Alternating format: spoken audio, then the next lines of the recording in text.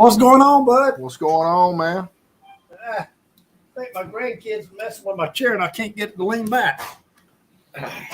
How'd the Grady do? Oh man, it's awesome. I'll tell you,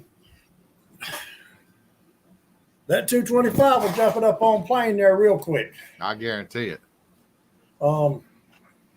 It did good. I had trouble figuring out what to do about that damn self-deploying trolling motor. I think I was doing a few things wrong. Anthony finally got it figured out, but for the most part, everything worked on the boat. Everything was good. Yeah. I've heard some guys having some trouble that's had trouble out of the self-deploy, the Ulteras. Well, did you hold the button down? Well, it was on my controller. You got an up and down button. Yeah. And on the deploy, of course, I thought you'd mash the down button, but you're supposed to mash the soft key and bump it twice real quick to get right. it to the deploy. I remember that.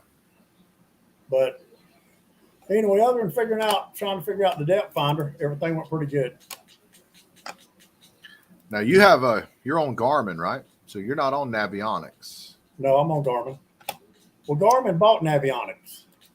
So how does the mapping? So is it the same mapping as Navionics? Well, you can't. Hold on one second, Joe. Let me cut this thing off. You can't. Right now. I don't think you can't put a Garmin card in a Lowrance or a Lowrance and a Garmin yet. I don't think they're interfaced them, but they're supposed to be doing that. I'm not sure exactly when, but that would be awesome. You know, if you can get any card you buy, so you got a specific card or it covers a certain area, and you can run it in Lowrance or Garmin. And I think they're trying to get switched over to that, but it'll all be a money thing. If they're going to make more money keeping them separated, they will. But I heard they were trying to interface some of them, so it's one of the things time will tell. Yeah. I like Navionics. I remember back in 2009 when Lowrance came out with that HDS with that inland maps on it. It changed the game. You know, all the contours. That's when you could download the app and you could just sit at home at night in the bed and look for points. Or where you wanted to fish the night before. Mm-hmm. Well, and it's kind of cool. It's almost like Wikipedia. Like you can get on there and change things. You know, as we know, there's been some places named after you, Wes, on Navionics that everybody can see. Jeff Pill still says he didn't do that, but I know he did. Yeah, I think a lot of people now, and the way I fish, I use my depth finder mostly if I'm party fishing, but when I'm in a river, when I'm in 7, 8, 10 foot deeper water, you might accidentally mark a fish or two if you go over one, but most of the time I don't even see fish that I catch on a depth finder, not the way I fish. I'm pulling planer boards, and like most time in Tennessee, when I'm pulling a river, that shallow water, I don't even run a down line. I'll run a free line way out the back of the boat and 2 planer boards. And I just, hardly ever, I don't hear of a lot of people saying, hey, I marked a 30-pound striper on my depth finder and caught that fish. Yeah. I'll just use it more. I really probably, at the end of the day, I probably use my mapping when I'm on the water, especially in Tennessee. I use that mapping more than I do the depth finder. Well, that's one of the reasons we pull boards. It's because, it's hard to mark fish in a cone sometimes. Yeah. The boat scares them. Yeah. So they'll be out on the south to the sides. One thing I look for, I like the lines that are farther apart versus the ones that are close together. The lines that are close together indicate more of a steep drop off versus the lines that are further apart indicate more of a gradual drop off, like when you're looking at main lake points and what have you. But I do like to fish the steep drop offs, especially when there's current. The fish, sometimes those fish will be up on those ledges, like on a main channel ledge. You can you can really pinpoint them using these maps, like we've never been able to before. And that was a game changer when they first come out with these maps, and everybody's talking about how the live scope and all these. They said it when the 3D mapping came out. They're saying it now that we're getting the live scope and the live sonar. That we're going to continue to say it every time something new comes out. Oh, it's going to ruin fishing. Oh, it's going to ruin. No, it's not. It's just another tool to add to your tool bag. You still got to catch them. On my Garmin, like the 9-inch that I've just got, it's loaded, and I forgot what maps it's. I think it's U.S. inland something. The only thing, and then I had to buy the card for the Chesapeake Bay, and I bought it last year before I went up. And when I put that map card in this new depth finder, what's up, David? It wouldn't load up. It said map card locked. So I fooled with it and I fooled with it. I come back in here and put it in my computer, and it said, what's up, Tommy? Then it said file corrupted, blah, blah, blah. So I just deleted my whole Active Captain account and was going to start over. Well, I finally had to call Garmin, and come to find out, since that was a download on a map card, that's why they say when you buy map cards, especially with Garmin, you don't buy a map card if somebody's bought that map. You need to buy it directly from Garmin. Reason being, there's a safety thing on it. I had to register. That depth finder was registered when I bought it, so I registered it with Garmin. So when I downloaded that map through my Active Captain, it was registered to that depth finder. So what happened was when I put this new depth finder on there, same brand Garmin, same everything, it didn't recognize it, and Garmin told me that's just a safety thing, like a theft thing. But in the back of my mind, I'm thinking I didn't know there was a big rash of people stealing down map cards, But anyway, so I found that out. So I wiped that account out, but Garmin did say that was considered my property and I would always have it. So they sent me the link, and I re-downloaded it on another SD card, and then we're all good. So I'll just have to remember next time if I switch depth finders again, I'll have to link that depth finder with Garmin, have it registered. But those maps are especially like Chesapeake Bay on the 1-foot contours. It's like to me, to a certain degree, there's too much detail. There's just so much stuff, even on a big screen. The 1-foot contours, it looks like you've got hundreds of lines. And sometimes to me, that's almost confusing. A 10-foot contour would be okay with me, but sometimes 10-foot can make all the difference in the world. So, it's really, really detailed now.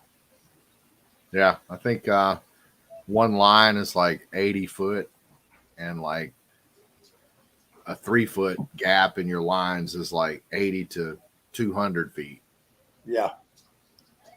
Well, even now, I forgot, I don't know if it's 10-foot, JR, or 20, but I was coming up to Obey River one night, and it was literally so foggy that I couldn't even see my bow lights. Your red and green light, I could barely see them. The fog was so thick, it literally felt like mist on your face while I was moving. Yeah. And I had my depth finder on my mapping. I had it zoomed in as far as it would go. Yeah. But if I'm not mistaken, I think Garmin is still, even when you're zoomed in all the way, you could still be, I don't know if it's 5 or 10 or 15 foot either way. It's not going to put you exactly where you're supposed to be on GPS. There's still a little leeway. Yeah, I've always heard that. That's the same way with low rants, I think. Yeah, they have the internal antennas. They're used to 10 years ago you had to have a separate antenna for the satellite to work via your your graph. But now they come with the internal antennas, and they've probably gotten better. But I know that you can also buy a puck, and just to add that much more accuracy to it if you really wanted to. But I bet the ones nowadays, even with the internal antennas, they're probably pretty close. I don't know if they've gotten better in the last 10 years or not. Well, I remember Shane Howard told me, I'd be like, we'd be going down the lake, and he'd say, follow that line. I'd be like, I'm right on that line. He'd say, zoom in. And I'd zoom in, And when you zoom in on the screen, you might be an inch out of that line. When you zoomed out, it looks like your boat or your icon's on the screen. And he said, no, that's how much far you're out. And so that's why I remember that night at the Obey. I remember what Shane told me. And I zoomed all the way in on that thing, and it took me 45 minutes to go about 400 or 500 yards. I was just literally going maybe 2 miles an hour because I was like, well, if I hit anything going this slow, I'm not going to do no damage, because the Obey at certain parts is probably maybe 40, 50 foot wide, 60 foot wide. Then it'd get a little bit wider. Then you got the logs and the strumps. So going in there when you can see is not bad, but when you can't see nothing on that dark ass river at night in that kind of fog, I'd have never made it back without that mapping because I literally couldn't see the water in front of me. Yeah. So I wonder if you could have pulled up. How did they fish years ago without mapping? I know. Yeah. They just, I don't know. It's crazy. I guess they just knew where they were. They knew how to read a paper map, topographical map. I wonder if you could have pulled your phone out and opened up Google Maps and seen where you were on Google Maps. I wonder if it would have been any more accurate than the Lowrance or the Garmin. Everybody now, you got, of course, your main threes, Humminbird, Lowrance, and Garmin. You got people going to say Humminbird's better, Lowrance is better, Garmin's better. That's like Ford, Chevrolet, Dodge. But me personally, just the display and the technology Garmin's got now, I just think Garmin's on top of their game. I would put me personally, I've had them all. I've had Humminbirds, I've had Lowrance, I've had Simrad, I've had Garmin. I put Garmin up against anything I've had. I like the displays, the ease of use. You can take a Garmin out of the box and leave everything factory and auto, and you just I can't. It don't get no better. Yeah. Yeah, Mike. That's what Dave Mercer was saying a little bit ago. You can definitely mark striper with side imaging. I haven't done much of that. I don't even have side imaging. All I got is down imaging. But I have friends that use side imaging and I've been on boats with them while they've marked stripers with their side imaging. So I know it can be done. That's how Drew Rankin fishes. He uses his side imaging a lot. In the river. Talking about fog, Drew will run that Cumberland wide open throttle in some pretty heavy fog. It scares me to death. Yeah. And, and there again, like I said, everybody's got their personal preference. But, I tell you, years ago when I went to Garmin, I put a Garmin on a Sea Pro I had. And a couple of weeks after I bought it, I read an article where Lowrance was suing Garmin over the down view. Because Garmin called it down view, Lowrance was calling it down imaging at the time, or DI. Yep. So anyway, I forgot how it got settled. It got settled out, but right before it got settled out of court, I took the Garmin back and went back to Lowrance because I heard you wouldn't be able to get no support on it. And then 2 weeks after I took it back, they come to an agreement. Garmin actually, or did Lowrance win that? I don't remember. Anyway, they got it all straight, and I went back to Garmin, and I've been with Garmin ever since. But now, me personally, Garmin's always been known for mapping, but I'm kind of like you. I kind of like my Navionics. It was easier to read. I think Garmin is just like I said, the Chesapeake Bay. I gave $250 for that map card because it's just Chesapeake Bay. But it's so detailed, it's almost confusing. When you zoom in on it, and the more you zoom in, of course, closer it gets. Well, you seen it when we were up there this past year.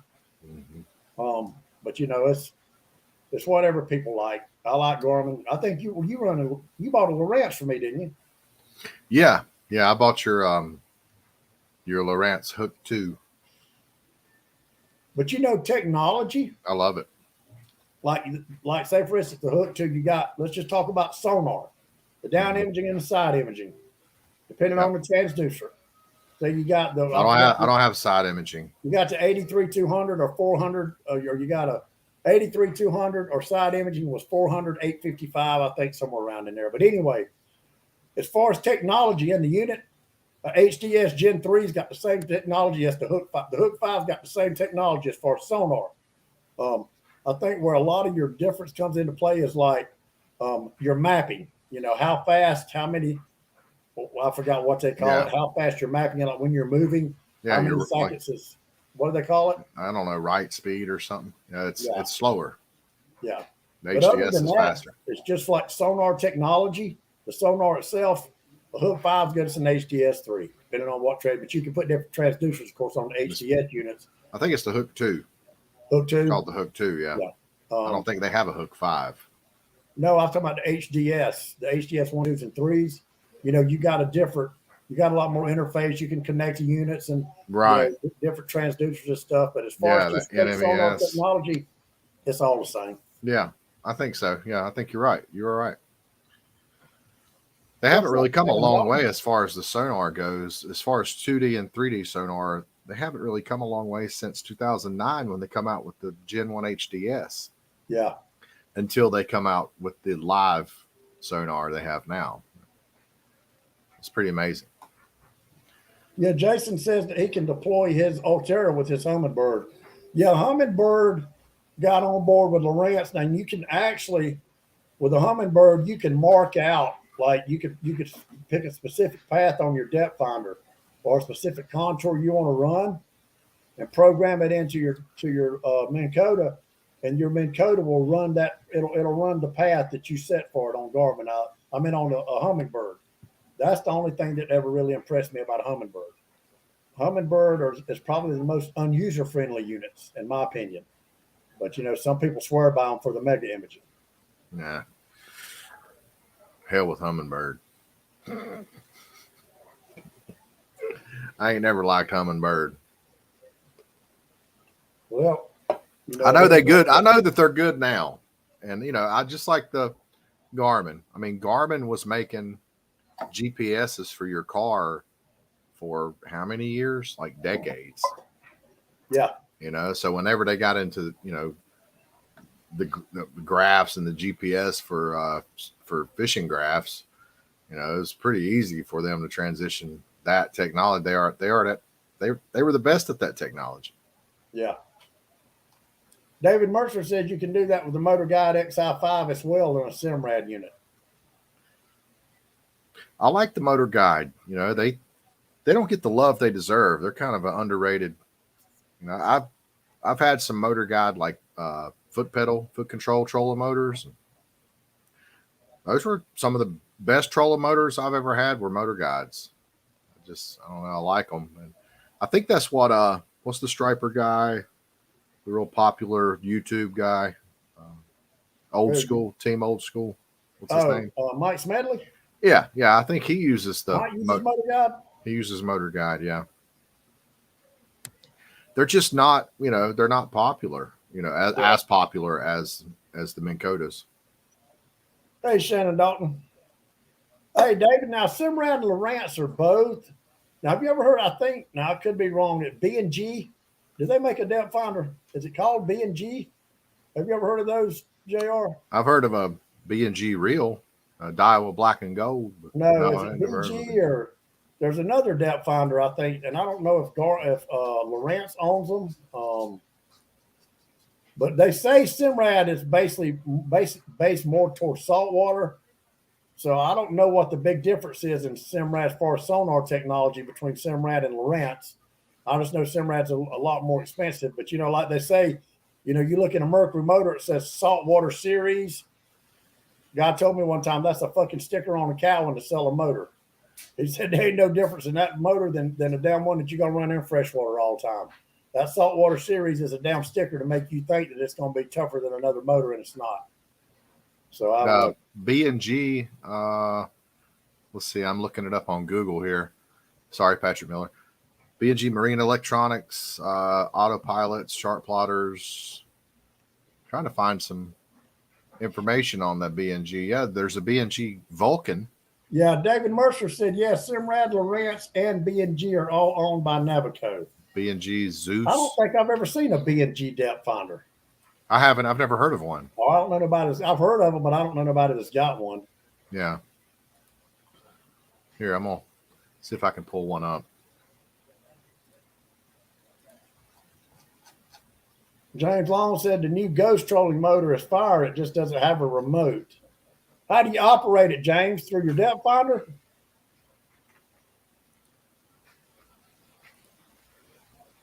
Or is it just like a foot guide? Here's a BNG. It's a nice looking graph. Kind of. One looks like a Simrad, Yeah, don't it? it looks like a Simrad. Probably, it's, I don't know if is that a lower end Simrad or just the same thing with a different name as a sales thing. No, I don't know. That one I just showed a picture of was $4,400. How much? 4,400. That was a 12-inch unit for 4,400. Damn, that's more than my Garmin. My Garmin was 3,600. The B and that was a B&G Zeus. Oh, okay. Now you can get a. Chip said Lowrance to Simrad is like Chevy to Cadillac. Oh, okay. That's a good way to look at it. Josh, what will a Simrad do if you take a top of the line Lowrance, a HDS Gen 3, and a Simrad? What will the Simrad do that a Lowrance won't?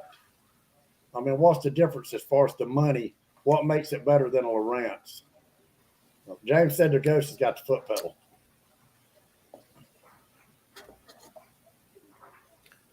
The Lowrance has the foot pedal. Talking about what's he talking about? Talking about the Ghost trolling motor? Oh, Lowrance has that trolling motor, don't they? Yeah. That's right. I wonder why they wouldn't have put a remote with it. I think you can get a remote with it, right? I don't know. James said it just comes with a foot pedal. Well, you know, the like Minn Kota Riptide comes with a foot pedal, you know, if you want it. Yeah, option. Yeah, I think you can get a wire foot pedal or a wireless foot pedal.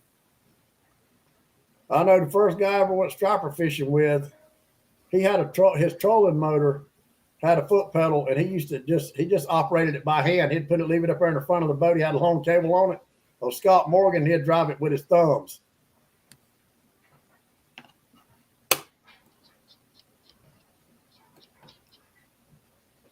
If I keep up with these comments. But so you did like the Grady, huh? How did it feel being up off the water after being on the water in that sea arc for so long? I'll tell you that I really like that.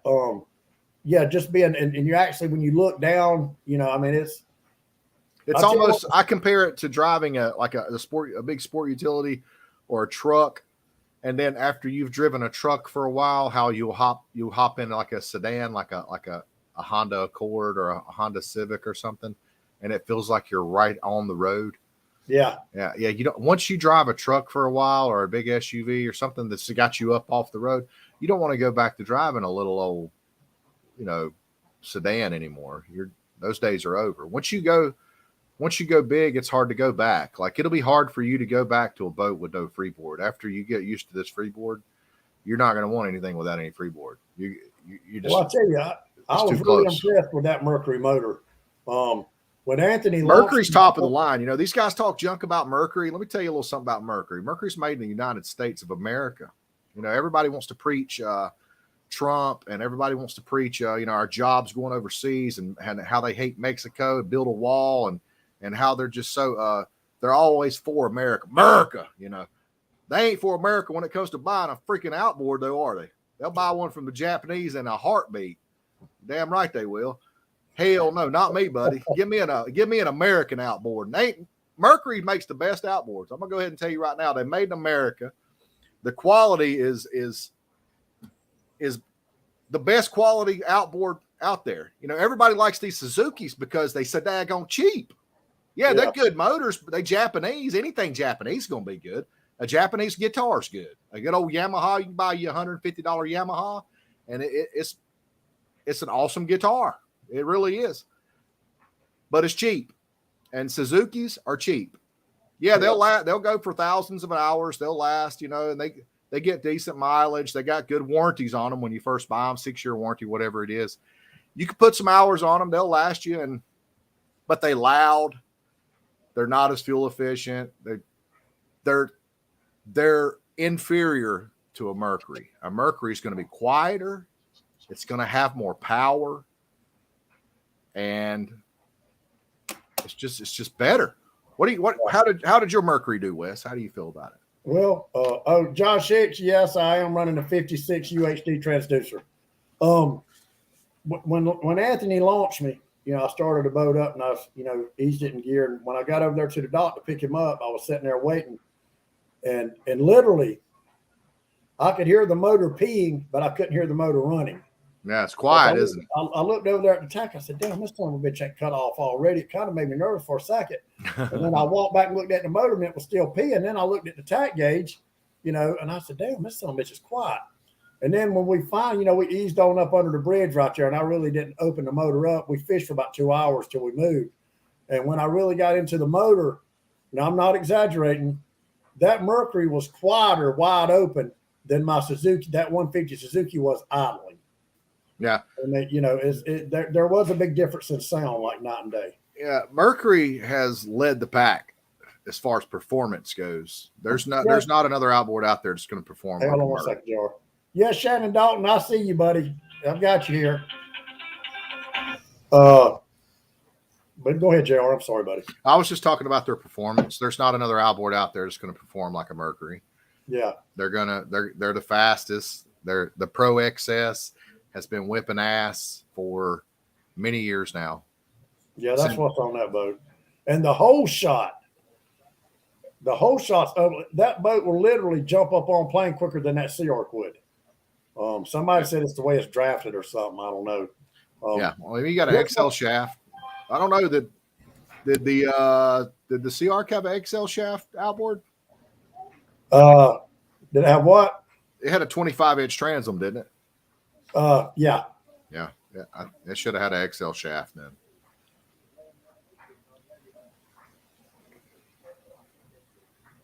My buddy Shannon Dalton says has trouble getting on here. I've seen him. But I tell you what was crazy. When we were going, we were still up in Kiwi River out there on the big wide part. And I got into the motor and I said, I'm going to mess with this trim tab a little bit. So I just looked at the buttons and I let the one on the right, I dropped the trim tab down. I held it in for about 2 or 3 seconds and the boat went hard right. I thought, oh shit. So I was trying to hold the steering wheel and get the tab back up. Yeah. So then it worked good. Was that you that was telling me? Somebody was telling me that a lot of the offshore guys, if they ever have trouble with their steering, one guy said that a cable broke on him while he was offshore and he actually drove the boat back in with trim tabs. Yeah. I never knew that they had that much of an effect on a boat. And then somebody else said, if you let those trim tabs all the way down, he said, you think you got a whole shot now? He said, that son of a bitch will jump up on plane in about half a second. Mm-hmm. So I don't know. That's just something else I'm going to have to play with. Trim tabs are awesome. They say they'll make a good set of trim tabs will make a 21-foot boat, act like a 24-foot boat. Yeah. Shannon Dalton, I see you now, buddy. I don't know if you can hear me or not, but I see you said hello. How does it turn, Wes? How did the boat turn?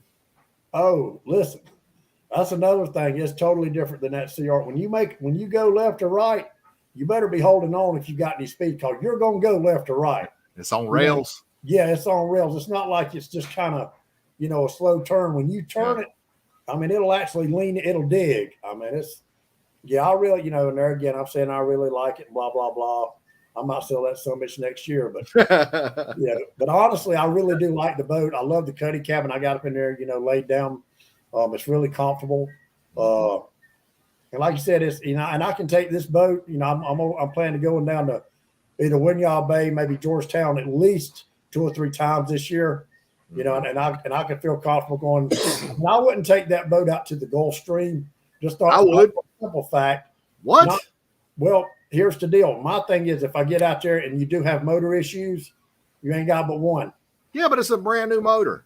Yeah, and Wes, I did it for many, many years. I've been offshore so many times it make your head spin with one engine, and it was a 03 carb 2-stroke. You got a 2019 4-stroke, man. Shoot, get Cito. Oh, I've got it. But hell, when you're out there, how do you get in touch with them? You don't get no signal on the phone. Yeah, get an EPIRB. Get a satellite phone. Get an EPIRB. But yeah, I mean, Ways yeah, and around. I'll feel safer in salt water. And then you remember that one day, There's you know, always somebody out there. yeah, Follow somebody out, and be within. radio range. Yeah, there you go. Well, you remember the day me and you were the first day we went to the bay. You know, you caught your 49, Mm-hmm. which I should have lied and called it a 50, but it is what it is. Yeah. But we had to come in early that day because it was Sea York weather that morning, and about 2 o'clock that afternoon it started. But if we'd have been in that Grady, we could have fished 3 more hours. Right. Yeah. So I mean, and it's just a lot more stable boat. And then when you're standing up in it, you've actually got sides. You can put the top of your knees. You can lean into the boat while you're fighting a fish. Mm-hmm. And that Sea York, if you try that, your ass will be in the water. Yeah. So every boat's got its advantages and disadvantages. Of course, I know I can't take that Grady White in places I could have took the Sea York, but I never took that Sea York in 3 or 4 foot deep of water anyway. Yeah, I think there's more places you can take the Grady that you can't take the Sea Arc than there are places you can take the Sea Arc and not the Grady. Yeah, exactly. But I think the Frying Pan Tower would be a good trip in that boat. Yeah. Straight out there. There's always fish out there. Always. You catch kings out there, African pompano. You can always, if you want to go catch a majestic, trophy shark, there's some giant, 1,000-pound tiger sharks out there. That's why I want the spinner sharks. Yeah, there's some 600 to 1,000-pound tigers out there. All the porgies you want. Oh my God, you'll get tired of catching porgies. But hey, Jason, all kinds of fish. I'm sorry, George. J.C. Crowder, Josh Hicks, J.C. Crowder or J.C. Chowder is right. The difference. Yeah, Shannon, we answer questions, buddy. The biggest, I'm answering one now. The GT56 transducer, from my understanding, I've only used it one time the other day. I always ran the GT54. The GT56 is supposed to give you a wider angle on your side imaging. It's supposed to go out a little bit further, from my understanding. There may be some different things right there. JC might know that I don't. But as far as Sunday when I was using it, I couldn't tell a difference in it. I'm not really a big side imaging guy.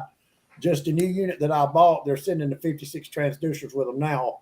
But if you've already got a GT54, unless you're a big side imaging guy, you use it a lot, I can't see upgrading to a 56. That's just my opinion. And Shannon, what kind of question do you have, buddy? What you got, Shannon? You said help and I'll pay. I thought we had your issue straightened out. For y'all that don't know, that's watching on here, Shannon Dalton was a world champion one pocket player, the youngest world champion one pocket player ever lived. Shannon is a beast at playing pool. And if you don't believe what I'm saying, just Google Shannon Dalton one pocket, and it'll tell you all you want to know about him. Shannon's a very good friend of mine, super great guy. If he likes you, he'll do anything in the world for you. Stay away from Jeff Peel, Shannon. Oh, him and Jeff Peel's good buddies. Are they? Yeah, I didn't know that till later, but yeah, Jeff's knew him longer than I have. Oh. Jeff Peel starts talking that shit about shooting pool and winning all that money, and I'll bring Shannon up, and then he wants somebody to spot him some balls. But yeah, they're good friends, and actually Jeff's a good pool player. Hang on. What happened? That's me. Experiment. All right, what do you mean, Shannon? You said everything no. Do you guys ever answer questions? Help and I'll pay. Be right back. Buddy. What's going on, Shannon?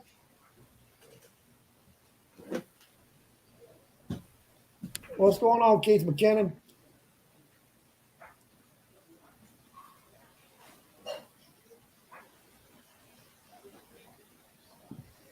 Oh.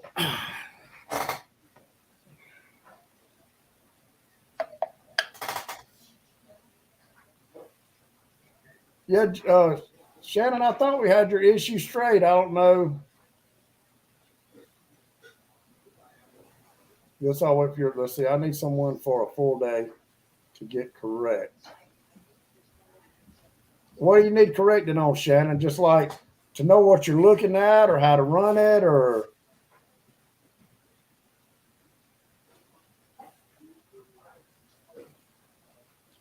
Shannon, I tell you what we'll do. We need to take your boat up to Hartwell, up to KW right there, and I could probably help you up there because there's a lot of fish where we can mark. So I can show you exactly what a fish looks like versus trash or water or stuff just floating in the water or disturbance.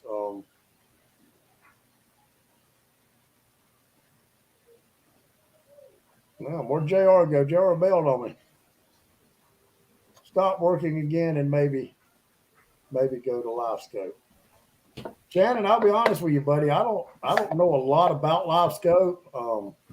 I've seen it on one boat and it's amazing. Live scope is really, really good for crappie fishermen and catching bait.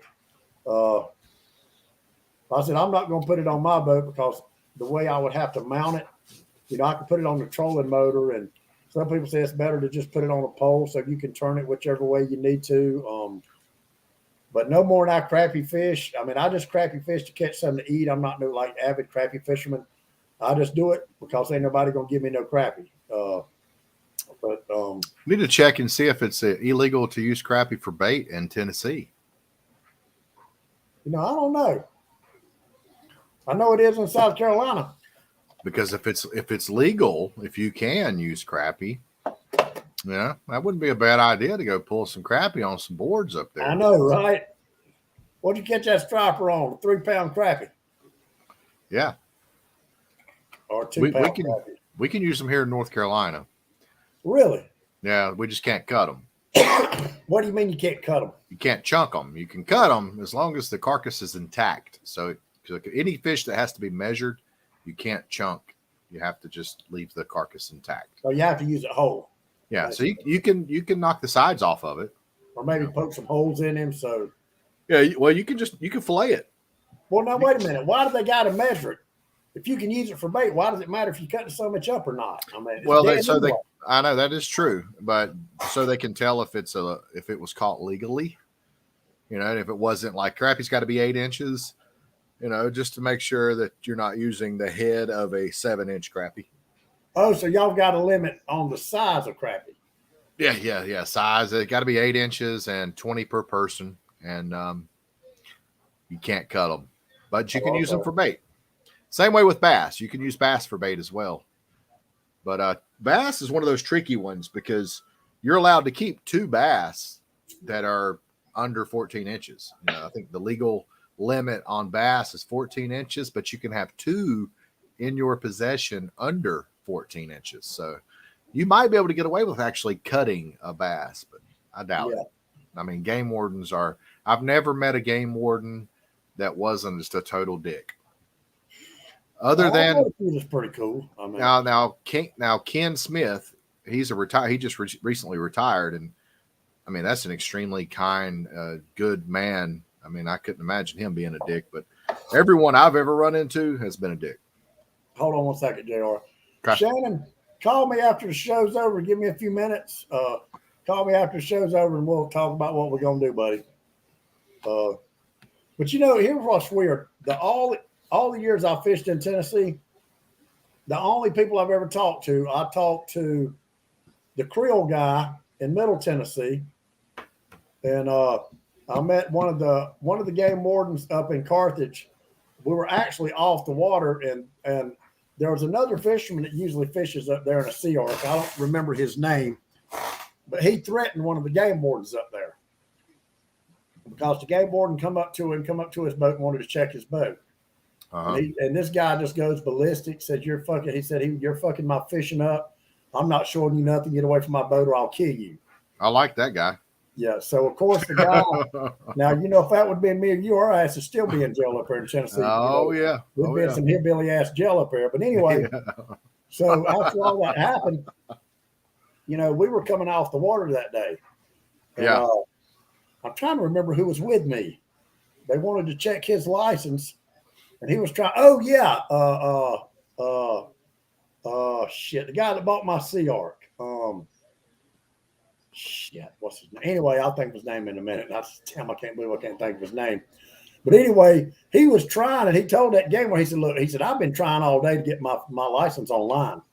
And he said, it keeps saying that the server's down. Yeah, it'll do that. Yeah. So he did. He said, Bud, listen, He said, I have to write you a warning. He said, just don't come back out here until you get your license, even if you have to go to Walmart and buy them on paper. Hey, I mean, that was cool. I've never met a game warden that would. No, I've actually ran into that exact situation. I had a friend. We were on Murray. I had my license. He did not have his. He was a North Carolina resident. We were fishing South Carolina, Lake Murray. Game warden came up on us in a bass boat in casual clothes. Looked just like a bass fisherman. Like, not in a uniform, anything. Towed in a bass boat, just regular clothes. Come up to us, asked us for our my papers, asked us, to see my life jackets and all that crap. And well, my buddy, his license had just expired. His South Carolina license had just expired, like within a few days. And he had tried to get it on his phone. Same deal. The server was down, whatever. He was having trouble getting it on his phone. Yeah. And the guy still gave him a ticket. I've never ran into one that was actually a decent human being. Everyone I've ever had to deal with has been absolute scum. But that's the only game wardens I've ever even talked to in Tennessee. Had one try to take me to jail. Huh? Had one try to take me to jail. Had one accuse me of stealing my boat. Huh. Yeah. Stealing your own boat. Yeah. Told me I stole it. He said, where'd you steal this boat from? Like interrogating me. Yeah. Because of I had just had some new registration numbers printed out. Janice Signs down here on Franklin Boulevard here in Gastonia. I had some new numbers, vinyl numbers printed out for my registration numbers. And evidently I'd given her the number wrong or she had printed one of them out wrong, but it was one number was wrong. And I didn't even know it. And he was like, hey, one of your registration number ain't matching up. And I looked at it, I was like, well, I said, I just had these numbers done by Janice Signs on Franklin. I said, I either gave it to her wrong or she printed it out wrong. I was like, that's all it is. And oh my God, dude, he interrogated me for that. Well, at the end of the day, I wouldn't want their job either. I mean, that's how I found out that you had you couldn't cut a crappie, because I had cut the head off of a crappie. And the crappie that I had cut a head off of was like a 17-inch crappie, man. It was like a 2-pounder. You could obviously tell that crappie was way more than 8 inches. And he gave me a ticket for cutting a crappie. Yeah. I think it was $215. Had to miss a day of work and go to Iredell County Courthouse to go to. Yeah, it was horrible. I don't like game wardens. I had one on Lake Wiley give me a ticket while it was still daylight because I didn't have my stern light in. Still daylight outside. He said, why ain't you got your stern light in? I said, it's still daylight. What are you talking about? It's still daylight out here. He's like, whoa, whoa, whoa, whoa, whoa. And he pulls out his rule book. And he's like, look, according to blah, blah, blah, blah. Okay. Whatever. Yeah. Apparently, as soon as that sun hits that horizon, you better have your stern light in, even if it's still, just as bright as can be outside. I won't listen. I'm always wondered about that. Like Joey Bagwell put on a tournament, or he puts on a few tournaments, but one of those tournaments, I don't know if he's changed it, but it said lines in at safe light. Who decides what safe light is? What if this boater over here says, hey, I can see pretty good. I'm going to put my lines in now. But another boater says, I can't really see that good, so I'm going to wait about 15 more minutes. Who draws the line in the sand at safe light? What is safe light? I think typically when they say that, they get out there, you got first light, then you got safe light. And then, of course, you got daylight. But I think, when you look up at the sky after you've been out there fishing all night and you got your night vision, you could tell it. You could look up at the sky and you could tell that it's getting lighter. You could say, okay, it's getting ready to be daylight. That's first light. And then as it progresses and it gets a little later and you can actually see, in a distance, then that's considered safe light. Yeah. But yeah, that's definitely some room for, there's no I haven't really looked at a definition for it, but yeah, you're right. But from my experience getting in a handful of bass tournaments I've been in, when they say blast off at safe light, what they do is we actually get out there and whoever the tournament director is, this fishing or whatever you want to call him, he stands up and he's like, all right, everybody, we can blast off now, blah, blah, then we take off. I guess everybody kind of decides a safe flight. But yeah, that guy, the game warden that gave me the ticket for the stern light made me pay it on the spot. He said, you could pay it on the spot or I can take you to jail. I said, are you serious? I said, you're going to take me to jail because I pulled up at the dock to trailer my boat and the sun had literally just kissed the horizon. You're going to take me to jail for that? He was like, yep. I was like, well, I don't have $215 on me. And he was like, T-Bones is right there. I'll wait on you. Made me walk to T-Bones, use their ATM. I'd have told him, bud, you just take me to jail. I want to see a judge because I ain't never heard of that shit before. Yeah, had I not, if you're out of state, you have to pay it on the spot or they will take you to jail. Looking back, after it all was all said and done, I kind of wish I would have just let him take me to jail, because just to make him have to go through the administrative part of it and have to actually write it up. You just make sure Aunt B's got my fucking breakfast in the morning, put me in a cell beside Otis, because I know you're going to take me to some hillbilly ass jail. Yeah. Yeah, I mean, like I said, all the years I've fished in Tennessee, that's the only interactions I've ever had with game wardens. But the first time I'll go up there and something's wrong with my boat or I don't have my fishing license, if I let something expire, that's when they're going to run up on me. So I just rather be safe and sorry. Yeah.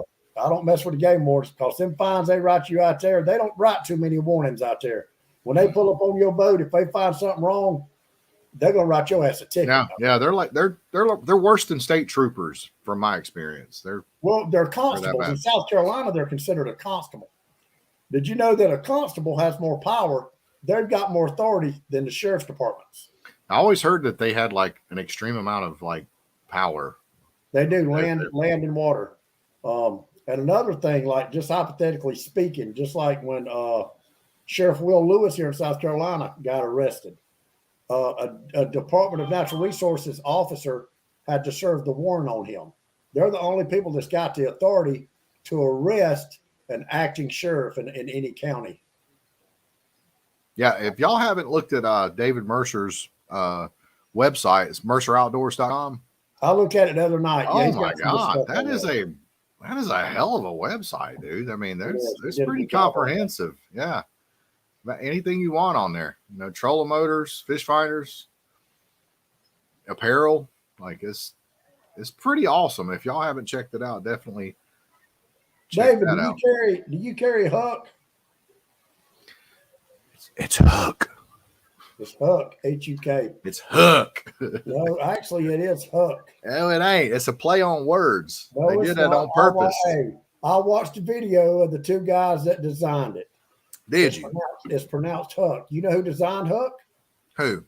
Two guys dropped out of Clemson University because they didn't like the stuff that they were taking, the classes. Wes, I got to be honest with you. I want to take your word for that, but I find it hard to believe that they pronounce it Huck. Google it. I watched a video on the guys. I watched the video of the people that designed it. They're two dropouts from Clemson University. I'll tell you what, Wes, after the show tonight, make one of your 100 comment post on Facebook and we'll get to the bottom of it. Okay. It's pronounced Hook. That would be a good post on Facebook for you. I can show you about 60 Huck shirts in there. I mean, I like them because I was diagnosed with melanoma cancer in this hand right here. I don't know if you can see that little bit of scar right there where it goes down. And down. Yeah, I can see it. Yeah. A dog bit me right there and it never would heal up. So I went to the doctor finally about a month later because I thought it was just something from the bite and then it started swelling up real bad. And they said I had melanoma cancer and if they hadn't got it in about another year, it could have went up my arm and killed me. Dang. So actually a dog biting me saved my life. I didn't know you were a cancer survivor. Yep. But that's pretty cool.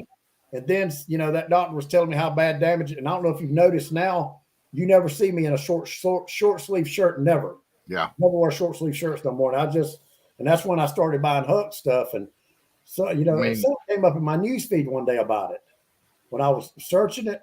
So I watched that video and it was two dropouts from Clemson actually started that clothing line. and it is pronounced Huck, not Hook. All right, I'm gonna take your word for it. Kind But of. we're in the South here, so I guess if you're from up north, if you're a damn Yankee like Scott Perry, they might pronounce it Hook. Oh yeah, If you're well, in a Hook shirt. Scott pronounces all kinds of stuff kind of weird. So Damn, there's Perry right there. there he is. I was wondering if he was going to stop by tonight. Yeah. But Perry yeah. said Garmin and Hook sucks. Hey, melanoma's no joke, man. Skin cancer is not like you can die from skin cancer. I mean, I realize that it's probably like the least like dangerous cancer that you can get, but I mean, it's still cancer. Yep. Corey Martin's on here. Corey Martin's the only person that I know of on his profile picture that a fucking fish is bigger than he is. Corey Martin. Look at his profile picture. That fish is as big as he is. Has he commented? No, it just says he's watching. Corey's got that ant strength. Did you know an ant can pick up 20 times its weight? Is it 20, Wes? It's 20 times its body weight. And I knew. And a dung beagle, a dung beagle. Am I saying that right? DUNG. They can pick up 600 times. They can push 600. They're the strongest living creature in the world. Well, pound for pound. Yeah. Pound for pound, they're the strongest living creature in the world. What else can push over 1,000 pounds? 1,000 pounds more than its body weight. Times its weight, yeah. Exactly. Yeah, I mean, I can barely like bench my body weight. Well, where's JC Crowder at? He's talking shit about my damn Dodge. Hell, he could JC Crowder. He's one of them little half a pint motherfuckers. I love how you call it, how you say, what do you call it? The glider, his glider. Yeah. He's talking about he got an airplane. With some shit that one person can do in, but I could put it in a rubber band slingshot and shoot that son. Talking about he's got an airplane. I was impressed right there until I seen that picture. I said, damn. Oh God, that's hilarious. And then gonna talk shit about my Dodge. JC Crowder's the only person that can hold up a 20-pound fish and make it look like a 60, because he don't weigh but about $1.05. I met JC at the Striped Bass Challenge. I didn't think he was. I mean, he definitely is a slender guy, but he's not short. I think he's something about JC. I think he's at least as tall as I am, maybe taller than I am. JC is a great kid. He really is. He does he's in the reserves. He does a lot of stuff for veterans. Actually, JC, when he came up here to wire my radio, my VHF radio, he wouldn't let me pay him. You know what he wanted me to do with the money? What? He said, donate it to disabled veterans. Any kind of organization that's got to do with vets. He takes a lot of these guys fishing. Actually, JC is going to be taking a guy with Parkinson's disease. He wants to go to Santee. That's one of his bucket lists. So JC is taking time out of his weekend to take this guy fishing. That's awesome. So that says about integrity, and we all fish each other, but most of my friends that I fish with, they're my friends for a reason. And things like that is why I really got a lot of respect for JC Crowder. I mean, you still got a glider, homeboy, but you, my man, Scott said, I bet Scott's got the most little, like this most snide, like little remarks, doesn't he? Listen to that. I bet JC can deploy a trolling motor. Shut up, Scott. Yeah, hell. Scott can't do nothing unless he's got some down McKenna Creek. It takes him 4 shots of McKenna Creek to get woke up. But yeah, JC does, he does a lot, and Drew does a lot. Drew told me that he wouldn't let me pay him when I went fishing with him, and he was like, donate whatever you're going to give me to Wounded Warriors Project. Yeah. And Patriot Catfishers of America, he holds a YouTube tournament every year, every spring. That would be John Mathena. And he invites veterans, and anyone that doesn't have a fishing partner, they grab one of the veterans. And John Mathena is a great guy too. John's funny. John does not have no filter. He says what's on his mind. Do you remember John? He's hilarious. Do you Oh remember? yeah, You remember I John? know John very well. Yeah, Yeah. I feel like I know Um, him pretty doggone good now. Yeah, so and like I said, people like that. That's a lot of integrity. Um, that's people that I really consider my friends that I do anything in the world for. And you'd think some of the people that we cut up with on Facebook. Hell, I had one guy last night call me. He said, "Damn, dude," he said, "You and that boy Patrick Miller." He said, "Have y'all ever met?" I said, "Yeah, met quite a few times." Why? He said, "Damn, he acts like he wants to kill you." I said, "Hell, when Patrick gets a few beers in him, he wants to kill everybody." I said, "But Patrick's Pat, one of my best friends." I said, "We've been best friends for about 7 or 8 years now." Patrick's one of a kind. He's about like a Doc Holliday. Yeah. He's a good loyal to a fault. Just but yeah, you gotta put up with some.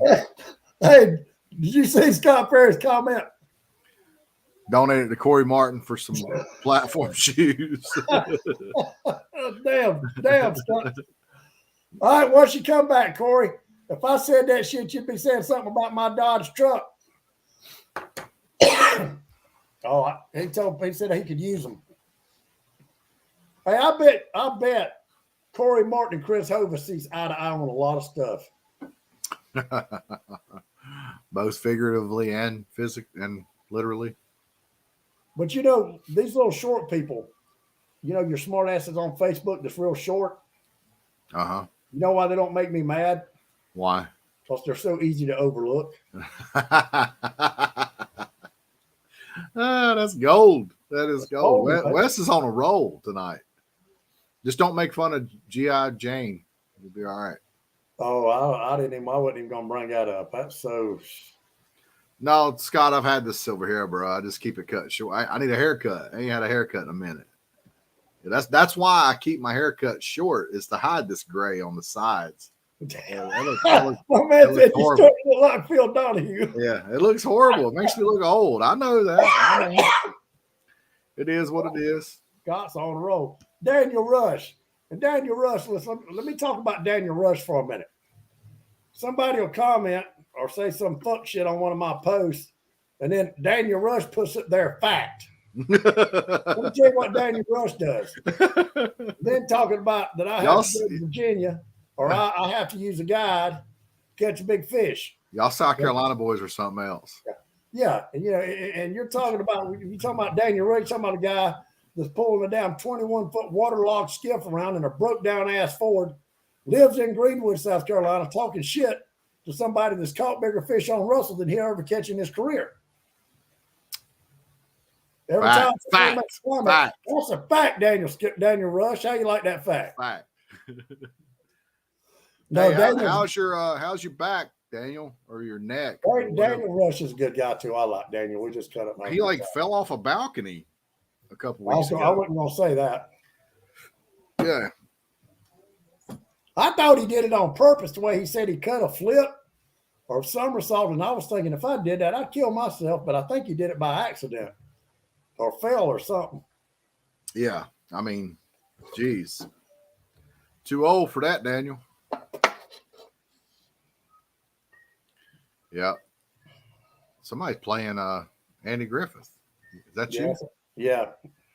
My favorite show. You watch that old liberal? You damn right. I love Andy Griffith. Oh, he's old liberal. He's funny as a bunch. I like Barney. I like Barney and Ernest T. Bass.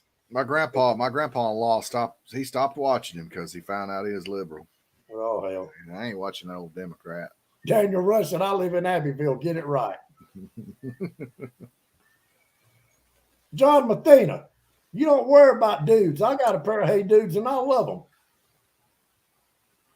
Hey, John, make a comment in one word. One word. Comment one word what you think about clear boards. One word. It's going to be S-H-I-T. Watch. I'm sure he'll spell out one cuss word that'll have 12 letters in it.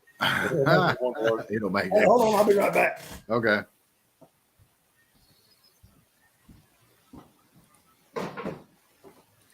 Boom. Get the whole screen. What's up, everybody? We're We are at 1 hour. It is 9 o'clock. Good Tuesday night, guys. Tomorrow is hump day. Then we got Friday Eve. Then we got Friday. All right, Wes is back. Exit solo layout. Boom. There's that guy. 12 viewers deep. Hey, Hovis. Hey, guess what, Hovis? You ain't gonna believe this, man. You ready? You ready for this? You're not gonna believe this. This is gonna be some groundbreaking news for you. But we don't care about how many viewers we have. We don't care, do we, Wes? We don't care about viewers. There again, short people are so easy to overlook. I mean, he's another one of them little half-pint motherfuckers. You know, he'll try to say something to get you started. But I'll tell you what Chris was good at. Chris used to start a post, and he'd tag two people in it that he knew didn't like each other or just make up some bullshit, and then he'd go to sleep. And then you look back, and that post have 150 comments. He started it and never commented on it. He'd go ghost on you. I call Chris the knight in shining armor because it doesn't matter who I'm getting into it with. It doesn't matter. Chris is gonna come put his 2 cents in, and it's whatever he says is gonna back up what whoever I'm getting into it with is saying. Oh yeah. He ain't never gonna take it. He don't ever take up for me, ever. Well, I don't think he's ever took up for me. Hell, I love Perry to death. Perry ain't never took up for me, but fuck him. Hell, I'm a grown ass man. I take up for myself. That's right. They damn sure ain't paying my bills. So yeah, they'll take up for you when it matters. It just ain't it ain't mattered yet. Well, let's see. It's about to be springtime, Wes. You're about to start to see a lot of stripers being caught. Allen's going to East Tennessee next weekend. But I'm going to tell you, I struck last year. I made 2 trips to Middle Tennessee, 138-pound fish. There was a few nice fish caught last year, but it was nothing like it was the previous year. But I'm not going to rush up there this year. I was going this Thursday, but I'm going to give it another week. You know, they're still. You might as well. The water temp's still in the 50s, man. Yeah, I mean, they're still having 30-degree nights. You know, yeah, you're jumping the gun a little bit during the day, but that water ain't warm enough. I just don't think. But there's no point in jumping the gun. But some people swear them fish are there now, but some places, I mean, I'm sure they are, and I'm sure that they are. You know, things are happening probably quicker than what you would realize. But the first year I went to Middle Tennessee, it was the second week in April. That is the soonest I've ever done good on stripers, like upriver, as far as a spring run, having any success. It's been the second week of April. I've never gotten it earlier than that. And you know, and we had perfect conditions. It was sunny every day. The center hill was pulling, and if I'm not mistaken, I'd have to go back and ask James. They were 4,400 every day. You had a perfect flow. It wasn't fast. It wasn't slow. And we just caught the shit out of fish. I caught my first 40-pound fish with Michael Walker and Patrick Miller way up to Caney. You know, we hooked that fish 10 minutes after we got up there, and I just thought that was an amazing. You know, we're sitting there in 3 foot deep of water, and you can see rocks ruffling everywhere, pulling boards down there about 4 miles an hour. And that fish hit and took off like a bat out of hell. That was the first big striper I ever caught. You know, and then me and James went back the next day, started cut baiting that afternoon and caught 7 fish by about 4 o'clock in the morning. You know, 4 of them was over 40 pounds. It's just and since that trip, I've not did that well up there at all. You got a full moon, a peak moon, April the 16th. So I think that's probably when things are going to probably bust open. Yeah, if you can go like before the days leading up to that, or maybe up to 3 to 5 days after that full moon in April on the 16th, I think that's probably going to be your best bet. I don't think you're going to do any better any sooner than that. I think that's about as early as it's going to be, like you can safely go and have some success. Well, I'm gonna stop and pick you up. I guess we'll go next Wednesday. Stay up Wednesday, Thursday, Friday, Saturday, maybe come back Sunday. That's the plan right now. Scott Perry said Anthony Johnson's up there catching fitties. Is he really, Scott? Is he really? I think he's got on a few fish. Has he? I think he told me today they got one 38 pounds. I mean, that would explain why my buddy Allen is ready to go, because Allen, he loves him some Anthony Johnson. So if Anthony Johnson, if he's doing anything up there, then that makes sense why Allen's ready to go. No, AJ's in Middle Tennessee. Oh, okay. Allen probably doesn't know where he's at. He's probably assuming he's in East Tennessee. Yeah. Doug Cole will take care of him when he gets there. Well, I think Allen's he's just going to go do some tail race fishing. I think that's all he's wanting to do. Allen's a good guy. I consider him a friend. I believe he'd come get you at 3 o'clock in the morning if you're stranded. Now, Scott Perry, on the other hand, if you need Scott might make you. He might make you wait a little bit. He'd be like, "Look, man, I ain't getting up right now. I'll be there. I'll be there about 9:30. So just get comfortable." I shot him a text this morning. I said, "If I come over to your house, can you show me with your trolling motor? Because we got the same trolling motor. How to deploy it? Just to make sure I got all this down." And of course, I don't get no response. And I called him about 4 or 5 times. He don't answer the damn phone.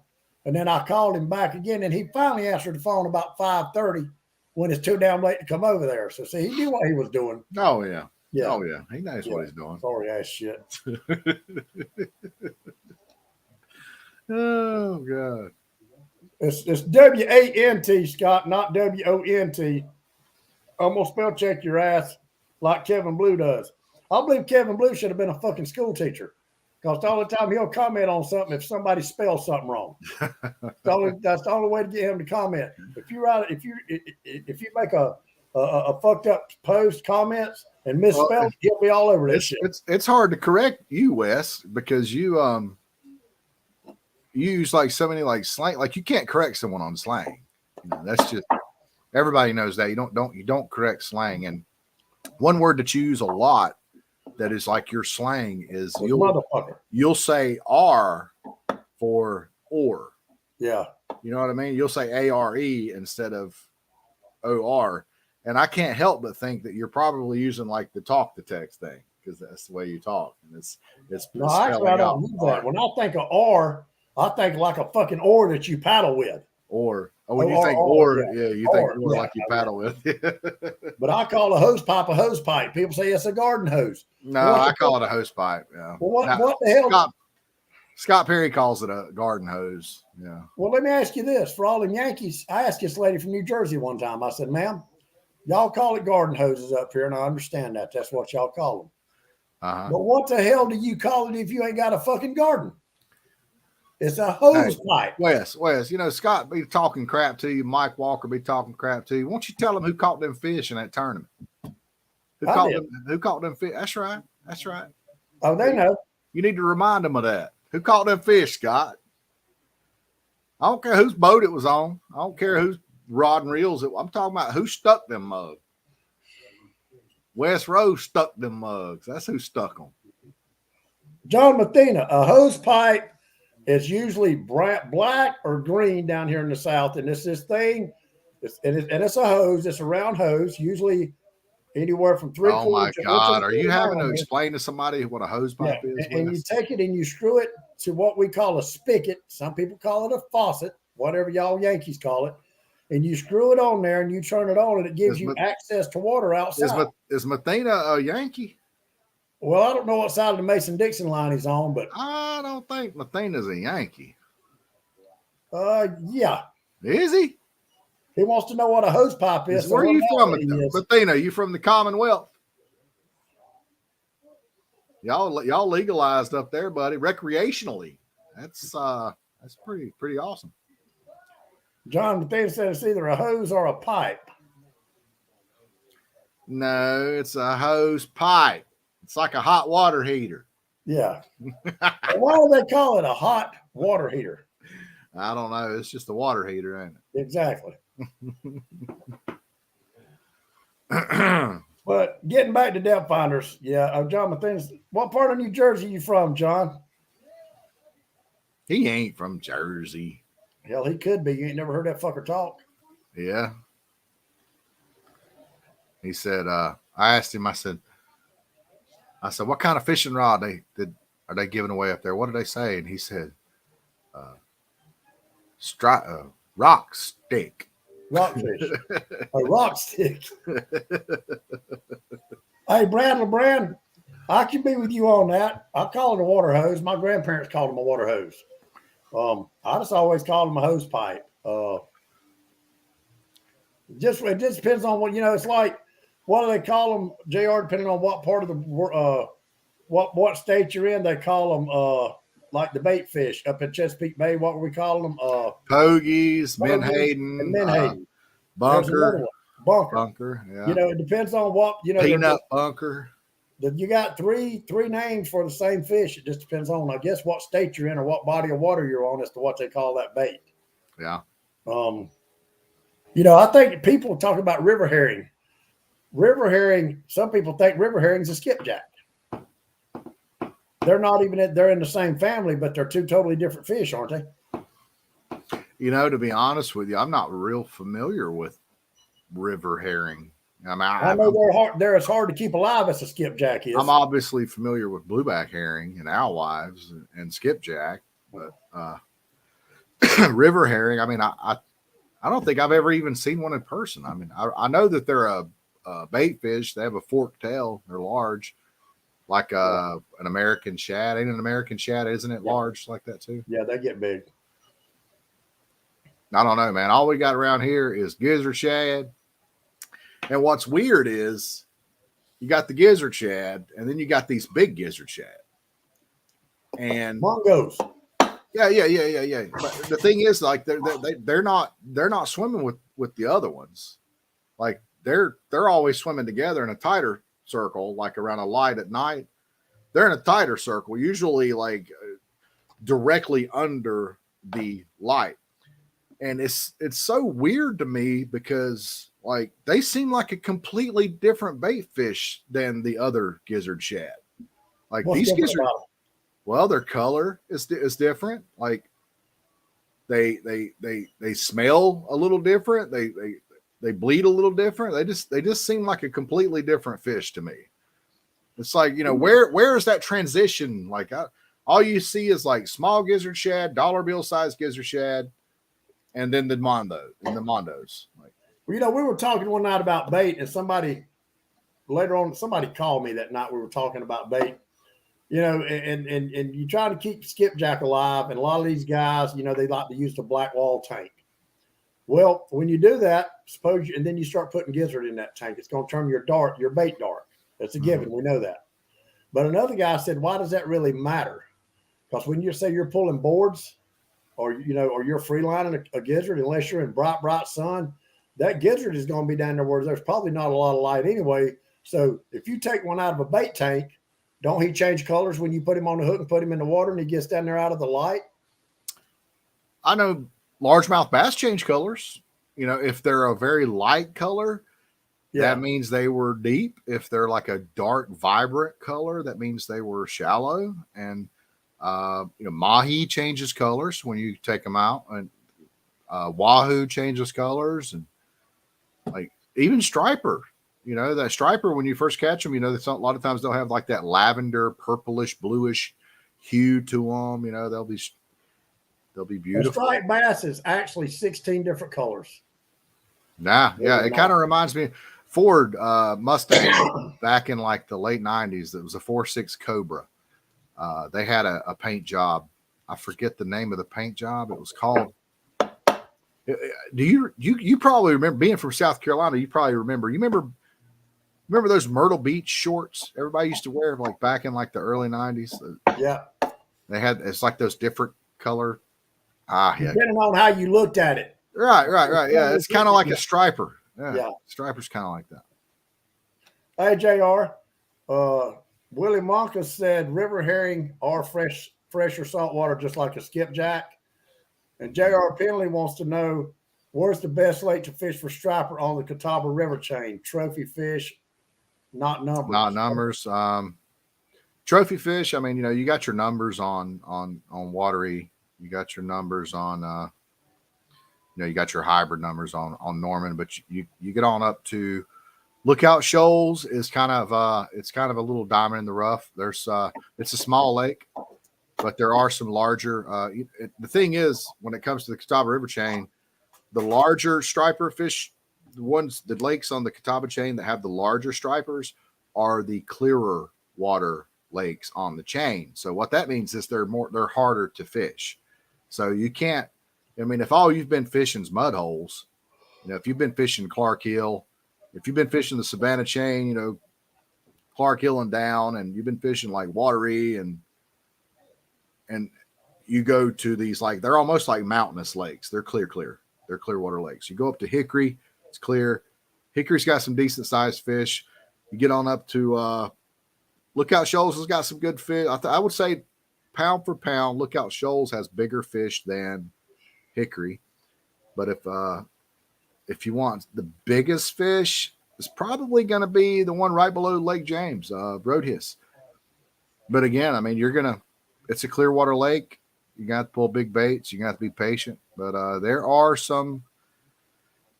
Now, people say that there's 30s in there, 30s and 40s in there.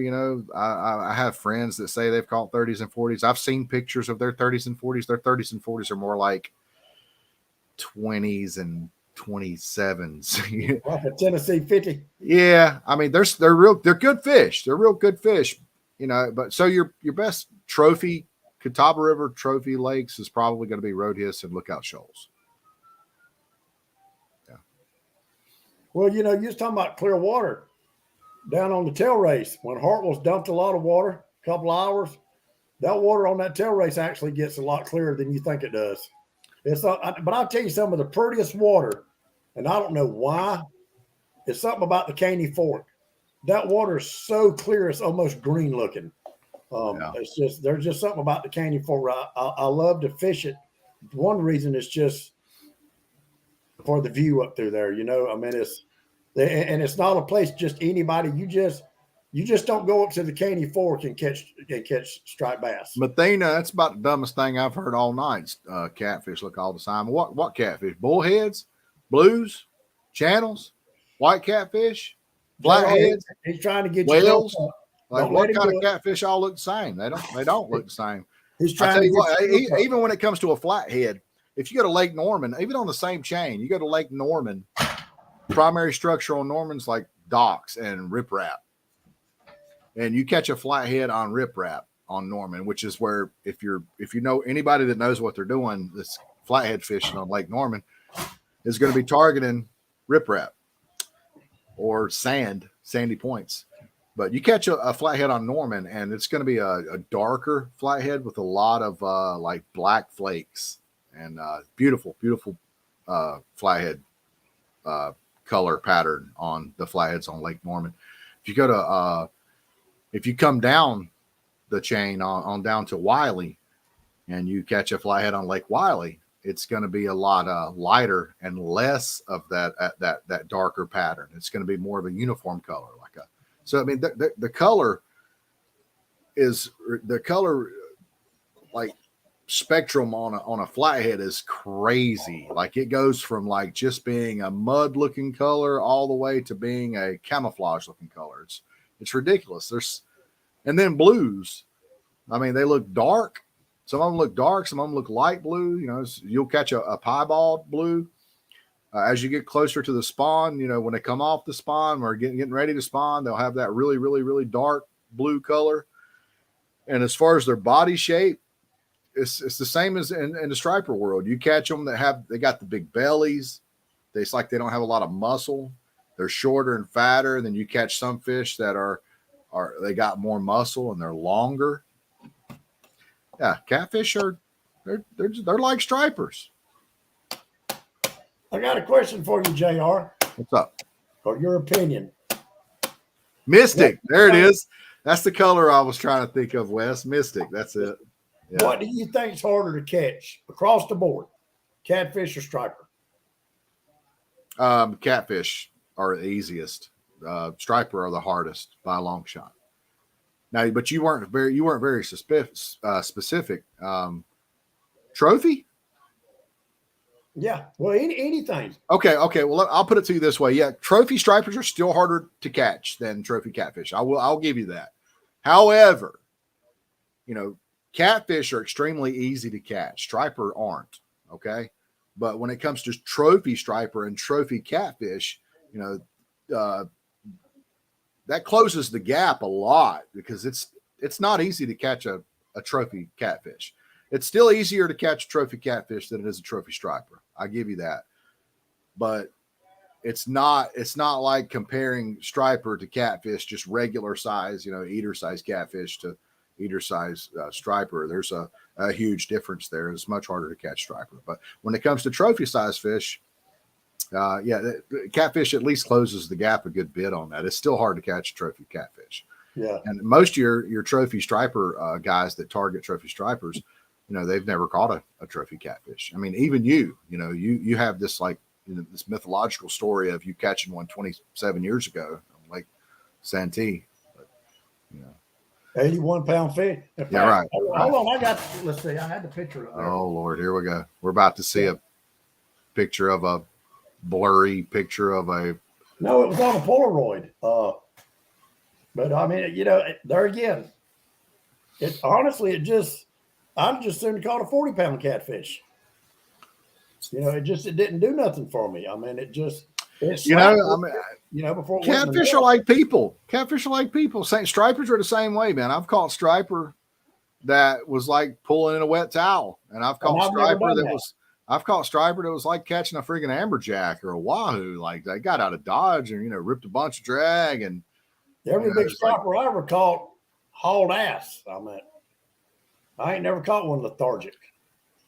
Yeah. I have. I've caught some lethargic 30+ pound stripers. Catfish are the same way. I took Drew Rankin. Drew Rankin has probably caught 50 catfish that are, not catfish, striper that are 40 pounds or above. He's caught a lot of big striper. You can go to his Facebook page, Drew's Fish Picks or whatever it's called. I don't know if you knew about that or not, but yeah, I'm on it. I mean, the dude has caught, a lot of trophy size, stripers, and I took him catfishing and I put him on a 15-pound flathead. And he said that was one of the hardest fighting fish he's ever caught in his life. So I rest my case.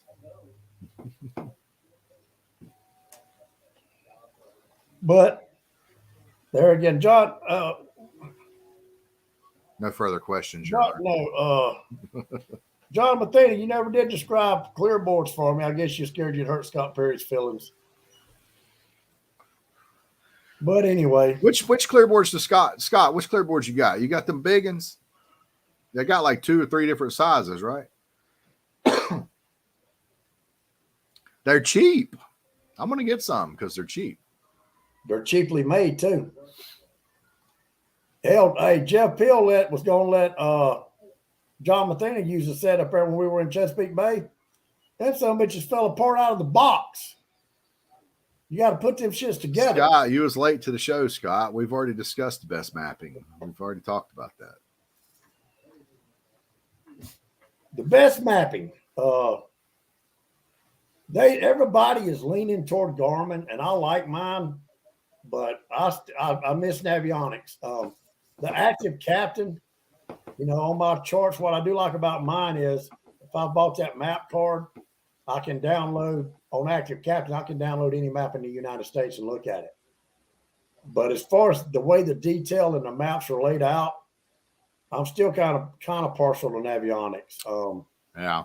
And I think I'm partial to Navionics too.